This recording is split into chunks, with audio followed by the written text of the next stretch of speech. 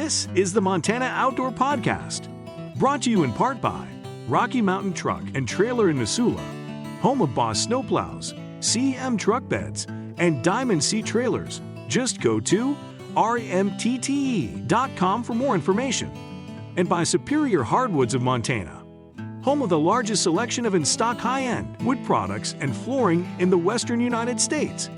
Let them guide you through the woods at superior-hardwoods.com. Now, get ready for more fascinating topics and the most interesting people you will ever find in Montana's great outdoors. We offer new podcasts most every Saturday. You can get a link to these podcasts by going to our website, montanooutdoor.com, or by going to our Facebook page, or just send an email to Downrigger at montanooutdoor.com and say send a link to my email. It's that simple. Now let's head out with your host, Downrigger Dale, and see what's going on in Montana's great outdoors. Thank you very much, Manny. And as Manny just said in that wonderful introduction, I am Downrigger Dale with the Montana Outdoor Podcast. And, of course, you probably listen to us every Saturday morning live all across the great state of Montana and around the world on the Montana Outdoor Radio Show. I know we have a lot of podcast listeners that listen from, well, all around the world. So some of you may not be aware of that. And yes, we are on the radio, on 30 radio stations, but you can catch us on the internet. If you go to montanooutdoor.com, you'll see a listen live button. Just click on that. You can also listen to the show if you're in a different time zone or don't want to get up that early because we start at 6 a.m. Mountain Time. You can always hear the show later as well just by going to the website, montanooutdoor.com. We'd love to have you there. Now, today, I want to talk a bit about the mule deer population in Montana. We just finished up, the general rifle season here in Montana.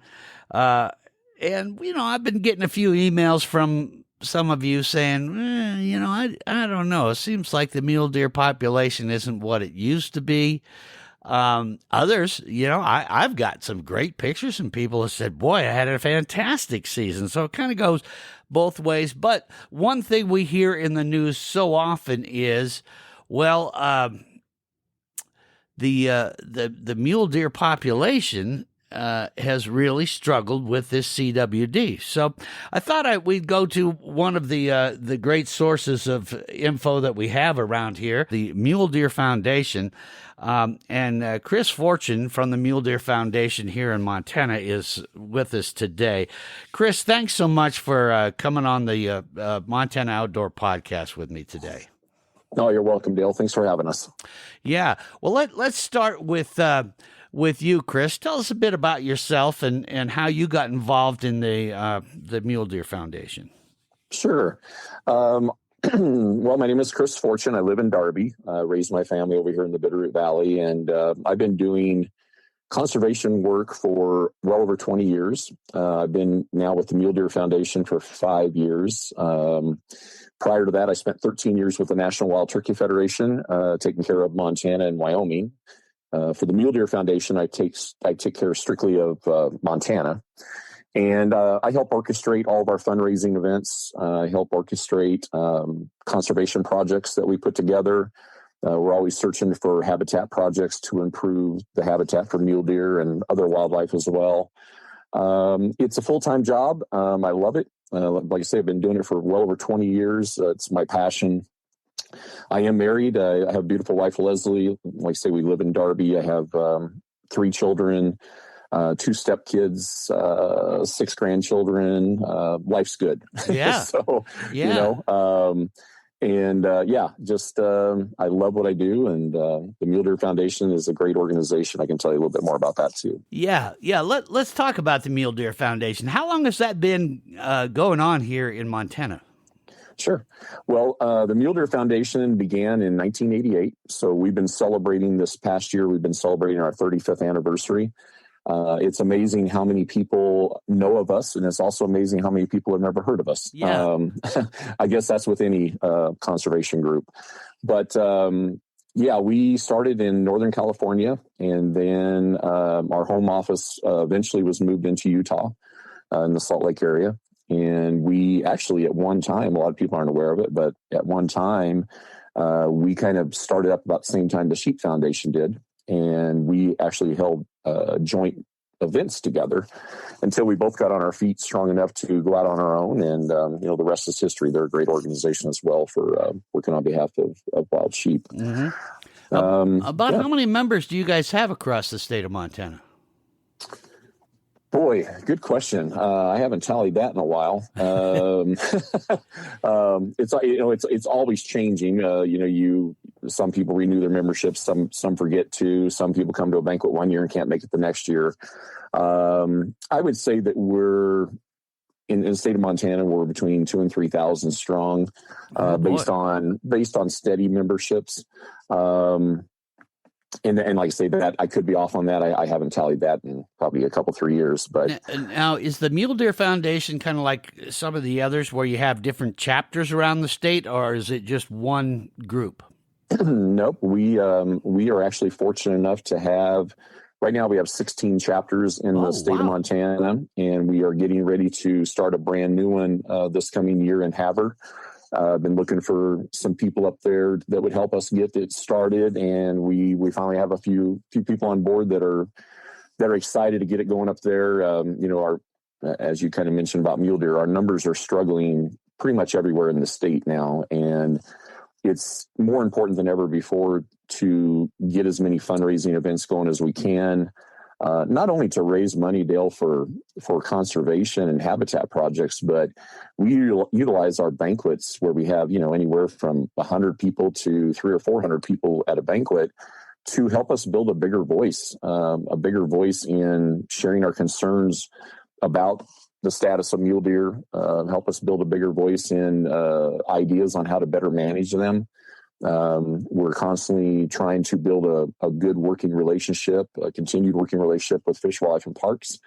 And they, they depend on hearing from those out there in the field, what they're seeing, their concerns, anything positive or negative, they want to hear about it. So by having our fundraising banquets, I spent a lot of time at those banquets asking people to please let your voices be heard. Mule Deer Foundation, myself, I'm only one voice. But, when we can get a few thousand people calling in and sharing their concerns about what they're seeing out there in the field, Fish, Wildlife, and Parks will listen, and they are starting to listen. Yeah. So, without a doubt, I've said that so often on this podcast and on the radio show that, we really, people will say, oh, I don't like this or I don't like that, but they don't, go straight to the source. And the Fish, Wildlife, and Parks is constantly telling us, please let people know that we're looking for comments. We really want to hear back from you. I've had several biologists on this show that have said, boy, I sure would love to hear from the hunters out there about this or that. It really helps us. So, yeah, I really hope more and more people do that. That is so important. Well, let's get into this mule deer population and the decline of it in Montana. And I assume it's more than one reason, but, so we hear in the news, CWD is a big one. So maybe we start there. How bad is it? And is it getting worse as far as, killing our mule deer in the state of Montana? Yeah, well, I haven't seen any current data from this hunting season, but I do have data here in front of me from last year. And actually, I reported on this in one of our previous issues of our MDF magazine that came out earlier this year. One thing to keep in mind is, as bad as CWD is, if you look at the overall declining numbers of mule deer in the state, a small percentage of that is being related to CWD. There's a lot of other major factors that are causing our numbers to decline. And I'll give you some examples here. And this was straight from FWP and the surveys they did. In 2022, they took over 7,200 samples from all species of ungulates: elk, deer, moose, whitetail, and mule deer. And here's how their samples broke down. They did over 2,600 mule deer, 3,300 whitetail, over 1,200 elk, and 51 moose. They found 69 positive cases of CWD in mule deer, 195 positive cases in whitetail, with just one positive elk sample, and there were no moose samples taken that were positive. That was for 2022, correct? Yes, Okay. yes, Dale. And of all the samples that were taken, 92% of them were taken from hunter harvest, 2% from roadkill, and then the other were just miscellaneous, symptomatic, and miscellaneous, whatever that means. So, right. So when you look at that, okay, well, it doesn't mean, I mean, yeah, that's, let's see, for 69 cases in mule deer, that's, I don't know how they actually project that across the board, and say, okay, we confirmed this many. So if we look at it on a large scale and we've got so many thousands of mule deer in the state, this is maybe how many are positive, because I think it's really difficult for them to do that because, first of all, they can't do samples everywhere. Right. They don't have the manpower to do that. CWD can be carried for a long period of time before the animal ever shows any symptoms. You compare that to EHD, what they call blue tongue. The symptoms on that occur pretty quickly. And, there's even speculation, Dale, and that mule deer are succumbing to that as well. And in the past, I think the census has been that maybe the HD, the blue tongue, never really had much of an impact on mule deer. But I know personally, I had 3 ranchers contact me earlier this past year. One, a good friend of mine, a ranch that I actually had the pleasure of hunting on occasionally. And he found several mule deer that were dead, and they were all in close proximity to water holes, which is a common trait of animals that are EHD positive. So, so I think there needs to be more studies done on that, and I'm sure there will be, because in big cases like up on the High Line in previous years along the Milk River and stuff, when we've had big outbreaks of blue tongue, it's wiped out tremendous numbers of whitetail. So I think there's going to be a lot more studies done on that. Are mule deer susceptible to this like whitetail? In the past, I think maybe the census has been that maybe not so much. But now I think maybe the thoughts are starting to change on that. So, there's lots of factors, as you mentioned, for declining mule deer numbers. What are some of the other factors that we see that are hurting the mule deer? Because what you're saying is a pretty low percentage of CWD. I mean, that's actually good news. I thought it would be much higher. So what are some of the other things that are bothering our mule deer population out there? Yeah. Well, urban sprawl is always a major problem. We've got more and more people moving into Montana. We're now at 1.2 million people, whereas, just a few years back, we weren't even close to 1 million people. Right. Yeah. A lot of ranchettes popping up all over the landscape. Some big ranches are getting bought out, and, it's one of the things we do notice a lot is, loss of habitat. And then we also have, there's a lot of areas in the state where we have a loss of habitat due to what we call encroachment of bad stuff, conifer encroachment and things like that. Sagebrush is a big staple of a mule deer's diet. And when you get on these landscapes, and for instance, I've seen pictures down around Virginia City, down in that neck of the woods where the mountains were completely bare 50, 75 years ago, and now they're totally covered with junipers. They shade out sagebrush, and sagebrush can't live without sunshine. And juniper is not a primary food source for mule deer, although if they're starving or they're really, really hungry, they will nibble on it. So we take an active stance on that, trying to do habitat work.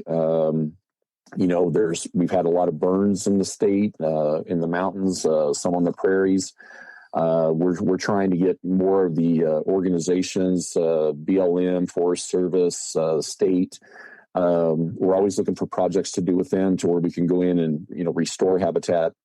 We do a lot of, believe it or not, we do a lot of fence pulling. There's a lot of fencing on federal lands, especially, and private, that inhibit the migration of our mule deer and elk and bighorn sheep and everything else. Mm-hmm. And we pull up miles and miles of fence, every year. That helps save a few animals because, they've got to migrate. Everybody's kind of heard of the stories of how far the mule deer in Wyoming migrate. Well, we know there's some areas in Montana where our mule deer actually like to migrate, or, they just naturally migrate as well. And some of them quite a few miles. So pulling up that fencing can help that. Do you have any idea about how long the average mule deer migrates? How many miles? Dale, that's hard to say because it all varies where you're at in the state. Montana is a very interesting state, as we know, as far as the landscape. I mean, you've got lots of mountains in western Montana and rolling sagebrush hills and, scattered pines and stuff in eastern Montana and badland country. So it really varies. I can say this much, I have conversations with our biologists around the state. And, in the past, I think the census was that, especially in eastern Montana, that the mule deer really didn't travel very far. They had plenty of water. They didn't migrate very far. They had plenty of food. Well, then all of a sudden we have 2 really bad years of drought. And, just a couple of years ago was one of our worst in 45 years? Yeah, big time. Yeah, we know, and I think even our biologists are very much aware that those animals moved a lot farther than they normally would because they had to keep moving in order to find food to eat. And where they moved to, and then that's another question. I'm really hoping that in the future we will start doing more collaring operations on mule deer to kind of see, well, how far are they migrating? If we get a mortality signal, what's the cause of death? There hasn't been a lot of time and resources spent on mule deer studies, and I see that changing. I've actually had a visit here with our biologists in Region 2 over here in the Bitterroot, and they're looking at hopefully doing a collaring study next year here in the valley. Because they need that scientific data. It's easy to sit back and go, well, I think it's because of this, or I think it's because of that, but they need the science-based evidence to be able to make good positive changes. And for the most part, FWP is really good at that. I just think that mule deer have kind of been on the back burner until now that the numbers are really starting to, show that they're declining. Then it's become more of an urgent matter. So we're going to help them and whatever we can do to help improve that. Okay. Well, Chris, we're going to take a quick break here and hear from one of our sponsors. But when we come back, I want to talk a bit about how this, you brought up the part about, we're seeing so many more people moving into Montana, and why wouldn't they? It's a wonderful place to live.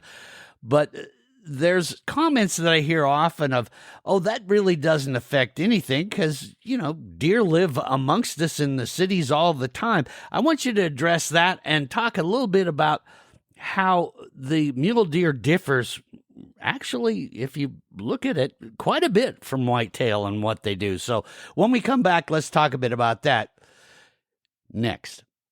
I know our regular listeners to this podcast have heard me talk about Rocky Mountain Truck and Trailer, but for those of you that are new here, let me start with the basics about Rocky Mountain Truck and Trailer. They are your locally owned Boss Snowplow, CM Truck Bed, and Diamond C Trailer dealer. They offer a wide variety of auto, truck, and trailer accessories and specialize in sales and service of trailers. Rocky Mountain Truck and Trailer is conveniently located at 5680 Expressway in Missoula, Montana. Now, let's get into the stuff that truly makes them special and why they are the ones we recommend if you ever need a new trailer, a snowplow, or just need service and/or advice. Let me give you an example. They carry the best snowplows on the planet. That's Boss Snowplows. So that way, when you get sick of just getting by with what you have or sick of spending a fortune to have someone else plow you out, you can come tell the folks at Rocky Mountain Truck and Trailer about what and where you need to remove snow, and they will help you find the perfect Boss snowplow to get the job done right now and likely for the rest of your life. I'm going to tell you something about these Boss snowplows that just amazes me, but I truly hear about it all the time once someone I know buys one. They always say something to the effect of, you know, Rigger, I never thought I'd say this, and I know it sounds crazy, but I actually have fun plowing snow with my Boss snowplow. And crazier yet, I like it so much, I actually look for places near me that need plowing and ask property owners if I can plow it for them. Gang, I'm not exaggerating. That is the Rocky Mountain truck and trailer difference. They carry the equipment that not only is perfect for you, it actually becomes part of you. So, gang, don't end up hoping you get the right snowplow, trailer, or truck bed. Just go to rmtte.com. Look at what they have, then call them at 406-549-4243. Get all your questions answered, and then go have fun this winter. Thanks to Rocky Mountain Truck and Trailer. Go see them, rmtte.com. That's Rocky Mountain Truck and Trailer. And we're back here on the Montana Outdoor Podcast. I'm with Chris Fortune. He's with the Mule Deer Foundation in Montana. We're talking about mule deer population and, well, the decline of it. It has a lot of hunters and folks that are supporters of the mule deer in Montana concerned. And you had mentioned that loss of habitat is a big one. One thing you brought up, and I don't know as much about mule deer as I do, say, whitetail or elk, but I had no idea that the sagebrush was such an important part of their diet. I guess I just never thought of that. So you're saying that as we, see these developments grow and grow and grow, that's encroaching on habitat. Well, I always hear this from a lot of people saying, oh, it doesn't really matter. You drive through any city, you look on a golf course anywhere, and deer are just, they just adapt quickly and they're fine. Address that a bit, because a mule deer is a bit of a different critter than whitetail, correct? Well, they are. Mule deer tend to be more isolated. They tend to be more, I don't know. Sometimes I use the word shy behavior. Uh-huh. They don't necessarily like to interact with other animals, and they're easily pushed out of certain areas by increasing herds of elk or even whitetail. I mean, I've seen over the years, I've lived in the Bitterroot Valley for most of my life, and boy, it used to be that you would only see whitetail in the river bottoms, the creek bottoms, and now they're at 8, 9, 10,000 feet up in the mountains. So that's just competition, and I know Wyoming did a study last year where they actually darted mule deer. They sampled their weights and those kind of things in areas where they thought they were being over-competed against by elk. And they took those samples and then they compared them to samples of mule deer that were in areas where they weren't competing as much. And there was big differences in their average weights and things like that. So, and Wyoming's actually taken steps now that in some of those areas, they're actually going to go in and issue more elk permits to help combat that competition. When we develop our countrysides and we build ranchettes, things like that, mule deer, if they need to, they'll be forced down into the urban areas, and really we hate seeing that. And it happens in some of our smaller locations. Haver, that's why it's really important for me to get a chapter start up there. Haver's been dealing with mule deer coming into town quite a bit more over the last few years, to where they actually opened up a special archery area. Where they could try and harvest them with bow and arrow. Roundup has been doing that for a number of years now. Is that more whitetail, or is that mule deer too, that they have to actually have a archery season in town, if you will, to thin it out?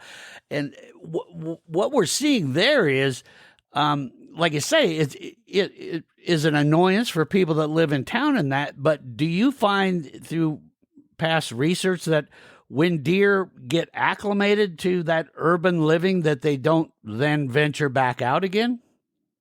Oh, they sure can. Yeah, absolutely. They're going to be opportunistic, just like any other creature.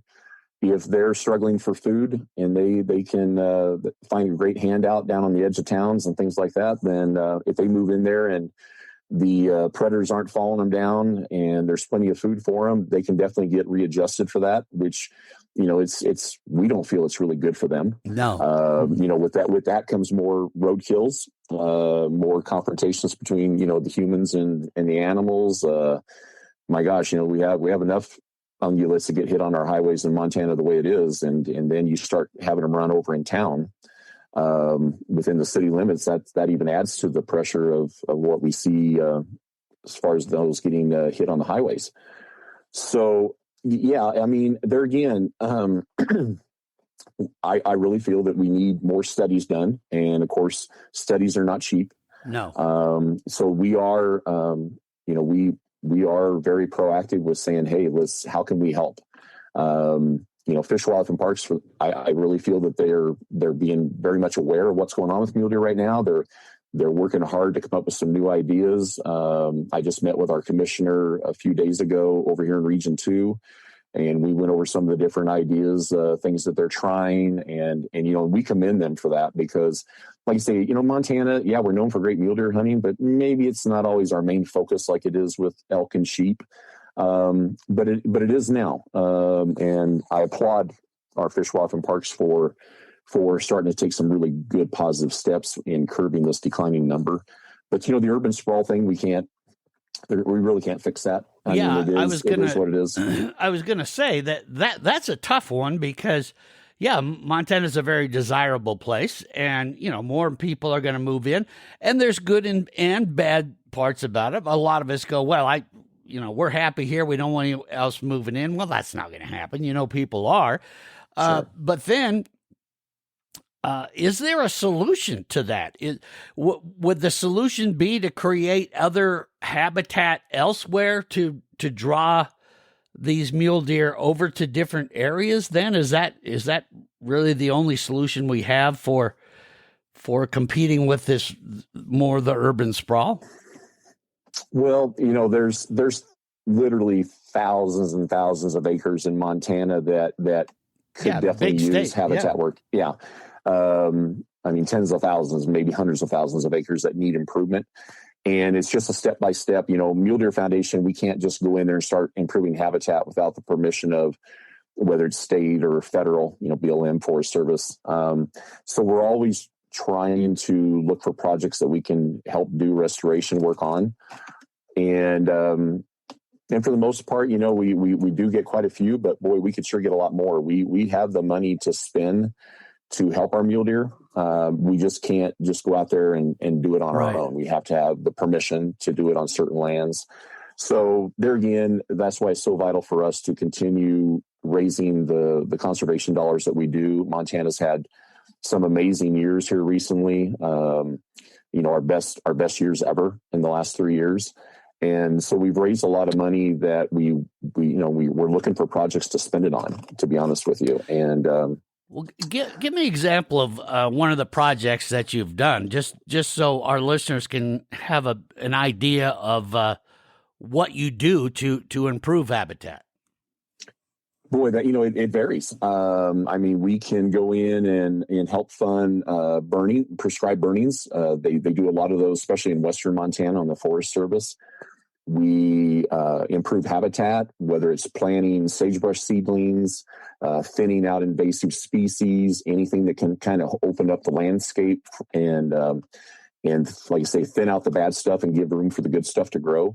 One of our best chapters as far as projects go is down in Dillon, our Beaverhead chapter. They're only a 4-year-old chapter, but before they ever started having banquets, they were going out looking for projects to do. They got a committee put together. Wow. They knew that there were areas of the landscape down around Dillon that were not as good as it used to be. And they're one of my favorites only because they've got a great group down there. And like I say, all of our committees are great, but they did it. They started out by doing projects, and then they decided to start having banquets. So they were finding ways for the Mule Deer Foundation to spend the monies that we had before they ever started raising some on a local level.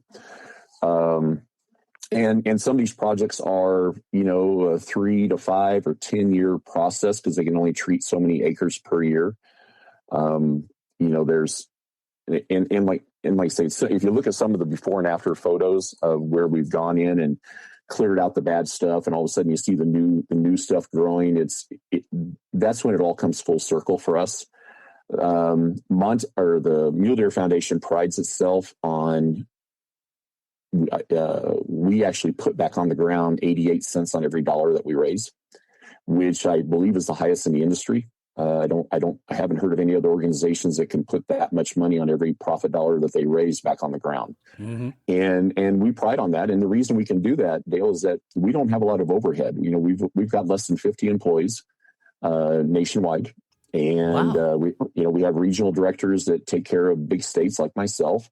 We have other regional directors that take care of maybe one state and part of another. Like our Utah regional director actually takes care of part of Nevada.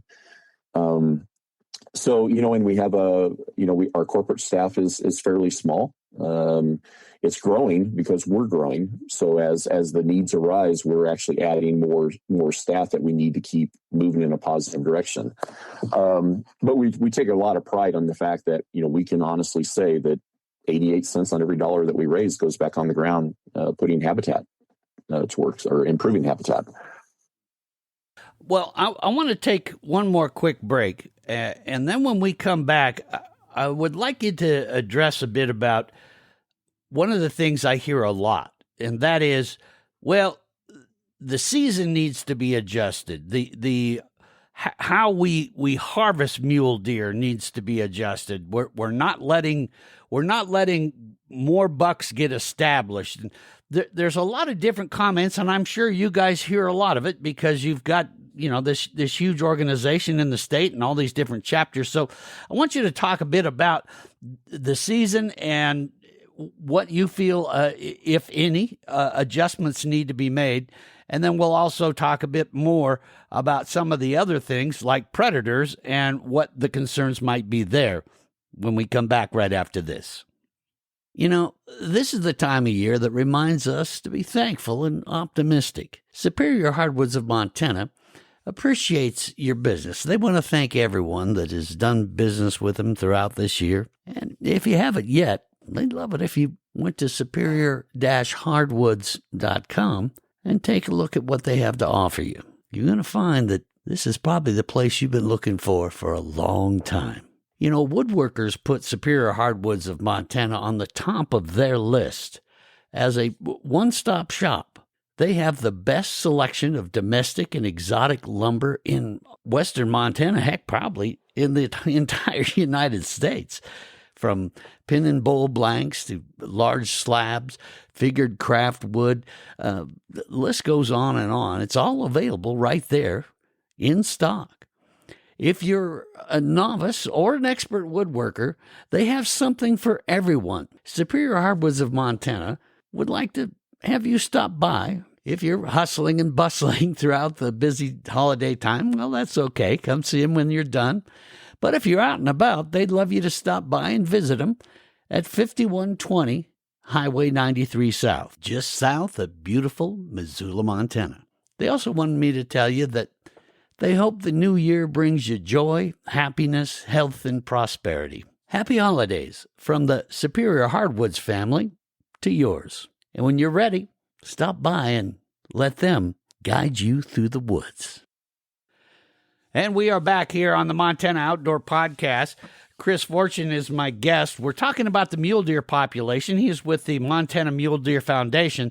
Now, for those of you that would like more information about the foundation, when you found this podcast, you saw the podcast description there. Right down towards the bottom, I'm going to put links in there. So you'll be able to have links to get to the Mule Deer Foundation website, and that way you can get more information. If you'd like to become a supporter, which would be great, that'll be the place to go to do that. And then I'm going to see if I find a few different reports from FWP that I can share with you, and I'll have those links in there as well. So, Chris, let's talk a bit about the season. I guess every hunter has an opinion about, well, we're taking too many bucks. We're in certain areas, we're not taking enough. Everybody has different opinions. Of course, as a foundation, you guys got to look at the overall and not, individually in areas, but also overall and working with the FWP. Do you guys see changes that you would like to make or should make or maybe you've heard are going to be made in how we harvest mule deer in the state of Montana? Sure. One thing that we've always prided ourselves on is taking the stand that, if we're going to make any changes to hunting regulations, quotas, things like that, that the decisions be based on science. Anybody can throw darts at the wall and say, well, I think this might work or that might work. Yeah. And we just take 2 steps forward and 1 step back and sometimes reverse of that.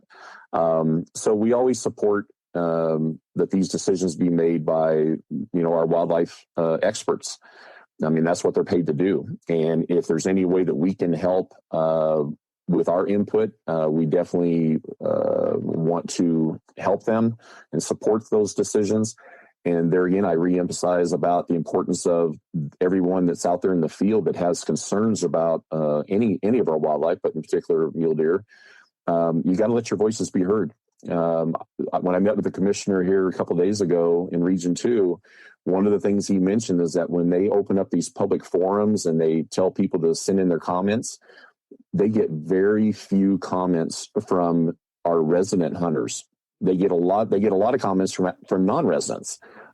So, yeah, and I've been hearing that too, not just with mule deer, but really all of our game out there is FWP is going, hey, where are all of our resident hunters here? Because, we're hearing that there's concerns about, hunting pressure and all that. But when it comes time to get those comments in, it's dead air, and we need more of that. So hopefully you guys are really pushing that with your members too, to get out there and tell them. Well, we are, Dale. We are. And, and part of that science-based information is what they gather from who they talk to. One of the things that's kind of set us back on our gathering of data in recent years is that our check stations are no longer open 7 days a week. Right. I remember when they were open 7 days a week during the general rifle season, and it didn't matter if you rolled in there at 2:00 at night. They usually had somebody sleeping in a trailer that would come outside and put their coat on, come outside and check your animal. They're not getting that data anymore. And I hope that they will find the funding to be able to do that. It's even something that I think some of the conservation groups are looking at is, hey, can we help fund that as well? Because it's part of the science gathering process, and we can't make good, sound decisions on behalf of our mule deer without that science. And so I've heard that too, Chris, and I think some of that even got started with even like a lot of businesses across the state and across the nation when COVID hit. Everything kind of had to come to a screeching halt, and then a lot of stuff hasn't come back, and that's one of them. From what I've heard, is we just never increased our efforts for sampling and all that afterwards. Have you heard it's a funding deal, or what are you hearing there? Yeah, I hear it's a funding and manpower problem. That's a big one. Yeah. It is, and understandably so. But there again, sometimes we've got to prioritize things, sure. And it's one thing to sit there and take your data that you gather at check stations on a weekend where you have more hunters out in the field, and then try to project that across the spectrum of 7 days a week. I think it's pretty difficult to do, and I think they feel that the same way. It's just, like I say, a matter of funding and the manpower. So. We're hoping that we can work with them on finding solutions of maybe getting our check stations open. As far as the seasons go and the amount of tags that they issue, Dale, that's where I hear all the complaints and the comments from out in the field. My phone rings off the hook quite often. I get emails from people. What's the Mule Deer Foundation doing about this and this and this? And I go, well, first of all, we can't we don't have the power to do anything other than build awareness to different situations and try to work with the management of our wildlife officials and see if we can come up with ideas on how to improve things.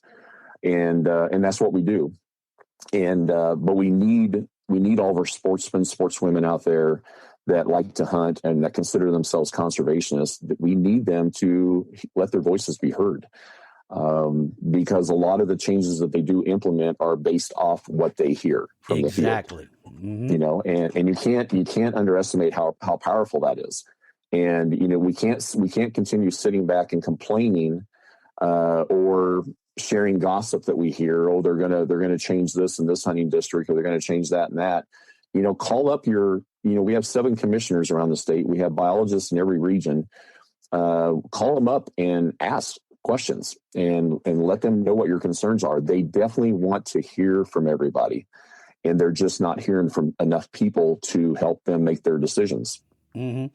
Yeah, and that is so key, because you guys as an organization can go to the FWP and say, hey, we're hearing this, we're hearing that. And the FWP, as you mentioned, they have to use science. So they're going to say, okay, show us what is that data you're hearing? And it can't be, oh, well, we kind of heard.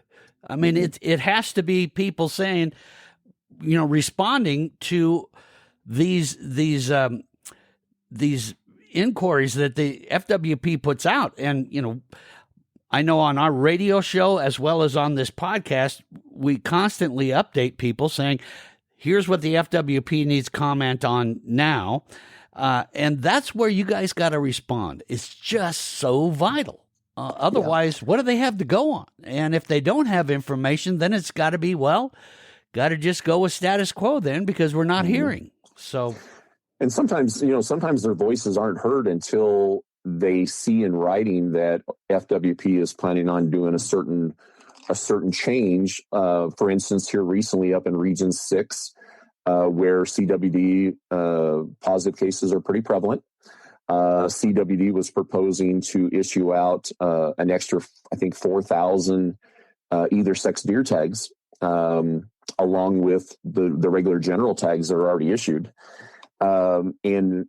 in hopes that it would, thin out the deer enough to where the CWD wouldn't be spreading as easily. And boy, when our hunters and everybody around the state, especially over there, heard about that, then they let their voices be heard. They spoke up and said, hey, we don't think this is the best way to manage for CWD by going in there and taking out so many animals, especially if they're either sex tags and they go in there and they start harvesting all the bucks. Right. So they shelved that. They did away with it. That's not going to happen, at least for now. And that's a classic example of let your voices be heard, and they did. So, but then we go back to the drawing board and say, okay, we have CWD. How do we control it? Another issue, Dale, that we haven't really hit on yet, and we have a major predator issue in Montana. That was my next thing on my list, was to talk about predators. So let's exactly. Let's go there. I just did a podcast recently about this order that had come in to basically cut the wolf trapping season in half. A lot of people are not happy about that, and I'm one of them. I just do not agree with that decision. But what are the main predators that are affecting the mule deer herds across the state of Montana right now? Well, as you know, and FWP is well aware of this as too. They hear from the hunters and they see social media, and we've got a really rapidly growing number of mountain lions across the state. We're seeing mountain lions in areas where in the past we've maybe seen 1 or 2. And now we've got hunters that are like hunting primarily the Missouri Breaks country that are seeing 2 or 3 a day, 6 or 7 a week during daylight hours, which you hardly ever saw a mountain lion during daylight hours. They have done some studies. We did one here the FWP did one here in the Bitterroot Valley several years back, where where houndsmen were paid to tree the cats, take DNA samples. They used that evidence that they got collected in just a small area of the Bitterroot Valley, they came up with over 70 different DNA samples on mountain lions. Whoa. So they used that data to project that over the larger area of the entire Bitterroot Valley, and they conservatively feel there's probably around 300 mountain lions over here. You take an adult mountain lion, if their primary food source is a deer, they'll take a deer a week, and wow. Yeah, that's pretty easy math. Yeah. If they lose it to a bear or a pack of wolves comes by and devours it, then they have to kill again. I just saw a report a couple of days ago, and it was some data on approximately how many deer wolves take, and they feel that in a year's time, the average wolf will kill about 20 deer. I think they focus on larger animals because they run in packs. They need more meat to sustain themselves. But if a wolf itself averages approximately 20 deer a year, that can have a major impact as well. Yeah, you figure how many wolves are in a pack. My goodness, yeah, that's a lot. So would you say that the mountain lion is probably number one and followed by wolf, or what do you think there? Well, I think the studies that have been done, and they definitely need to do more studies, and I think they're going to be, we mentioned earlier about they're going to try and collar some mule deer over here in the Bitterroot, and I think they've got some plans to do some collaring in the breaks. They did one in Region 1 up around Kalispell a few years back. They collared, I don't know, it was somewhere around 100 mule deer does, and they basically did it for two reasons. One, to see where they traveled during the winter, from winter to summer grounds. They got some very valuable data off that. And then they checked on the mortality signals that came in from those deer, and 80% of those mortality signals were confirmed mountain lion kills. Wow. 80%. So 80% of the ones that they got mortality signals over that 18-month period, I think it was, were confirmed mountain lion kills. So, it makes sense because it's their primary food source. And, if your predator numbers are in check and they're in balance with the balance of our ungulates, then things can flow along pretty smoothly. I talk to a lot of sportsmen that feel that maybe the focus kind of turned away from mountain lions back when we started introducing wolves into Montana, because it took the spotlight and more of the focus. Once they opened up a hunting season, after all the years of litigation passed, then they got a hunting season for wolves started. They really feel that the focus just kind of went toward the wolves and not the mountain lions. And maybe that has an impact on why we have so many mountain lions in certain areas, and why our mountain lions, mountain lions appear to be expanding across the state just like grizzly bears are. I have chapters in Sydney and Glendive and all the way up to Kalispell and Hamilton and everything in between. And there's mountain lions in every all of those areas. Sure. And maybe years ago there never used to be. So there again, I applaud FWP for recognizing that's becoming an issue.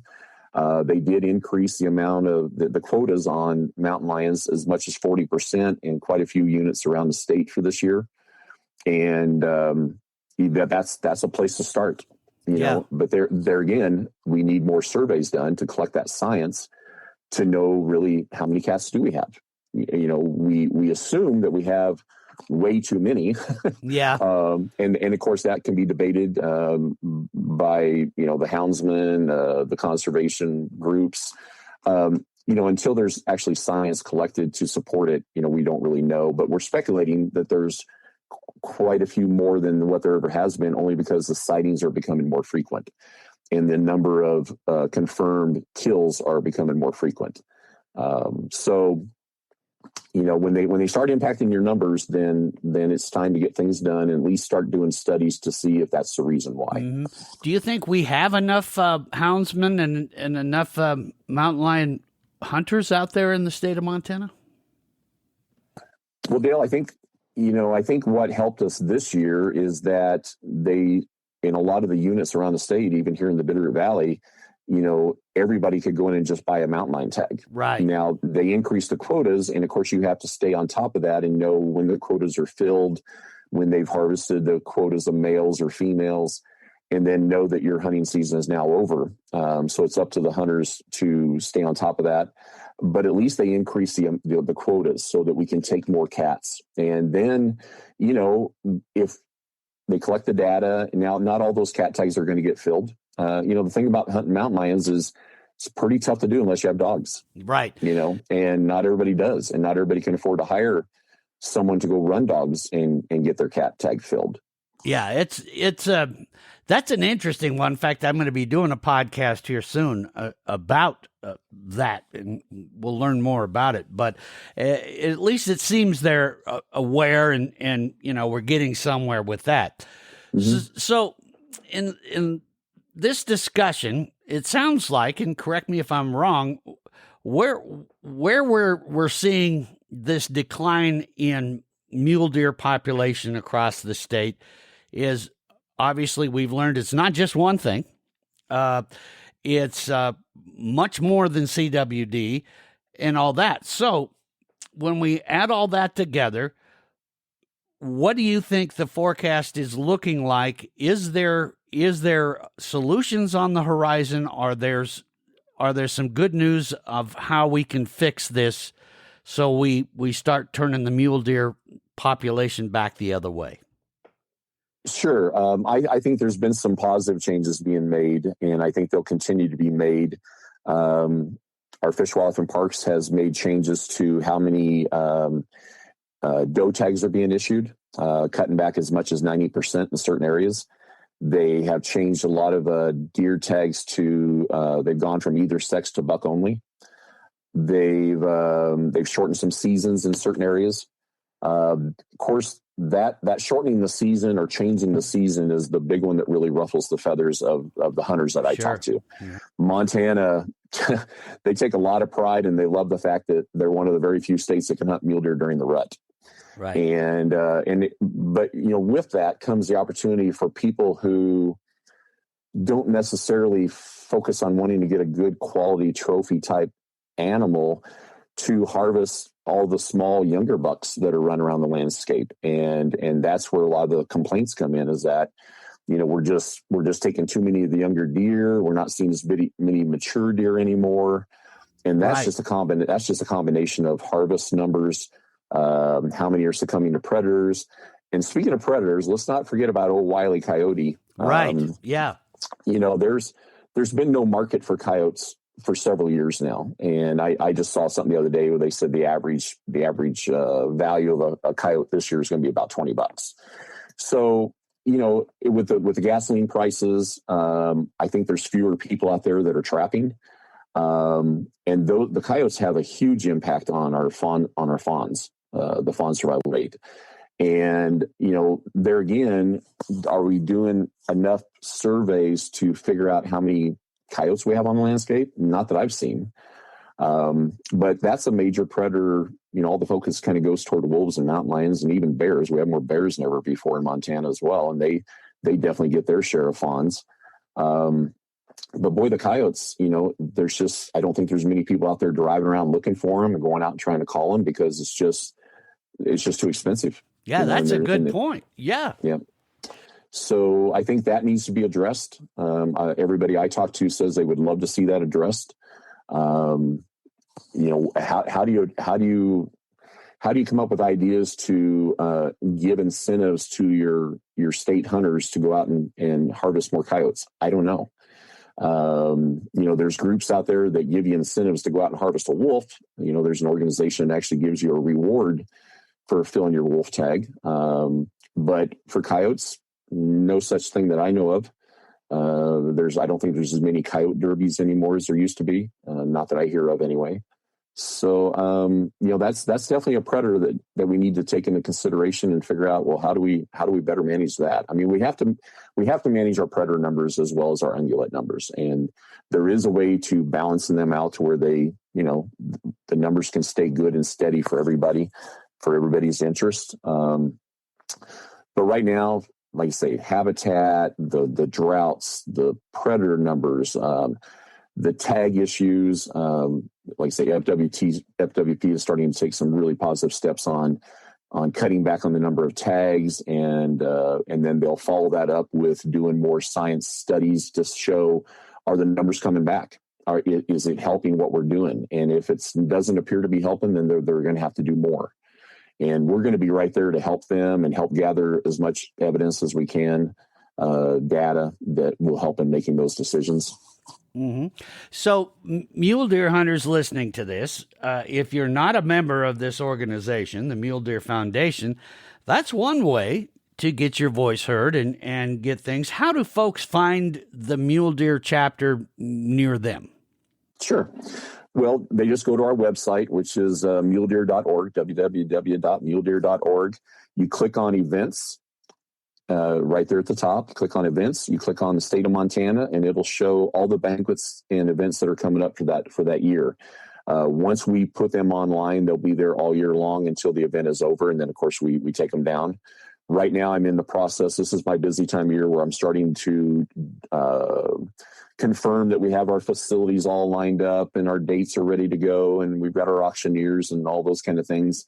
So you're going to be seeing a lot more of our events coming up. But our banquet season kicks off the first Saturday in February in Glendive, and we'll have banquets pretty much every weekend up through May. Mm-hmm. And we've got chapters now in Kalispell, Missoula, Hamilton, Dillon, Butte, Ennis, Helena, Great Falls. We're going to have a new one in Havre starting up. So if there's anybody listening that would like to be involved with our Havre chapter, they can definitely reach out to me. Let's see, we have Billings, we've got Sidney, Lewistown, goodness, am I missing any? Bozeman. So we've got a lot of chapters going on. So we've built several new chapters in recent years with Lewistown. Oh, we have one in Big Timber. So Big Timber was my hometown as a young kid. So we've got a really good chapter going there. We can always use more volunteers to help with our fundraising efforts because, it just seems like we're always a little shorthanded. But the chapters that I have and the committees I have in Montana are all doing it for the right reason. They want to, when their day comes where they're done helping with Mule Deer Foundation, raising money, they want mule deer to be in a better shape than when they found them. Right. And that's the kind of people that we need. We don't want people to just want to go out and throw a party. I mean, I could find people that want to do that all over the place, but you got to find the right people that are passionate about mule deer and conservation in general. And we have that in Montana right now, and we're doing some really big positive things. And we would love to have more people come out to our banquets and support us and just find out more about what is going on with mule deer in their area.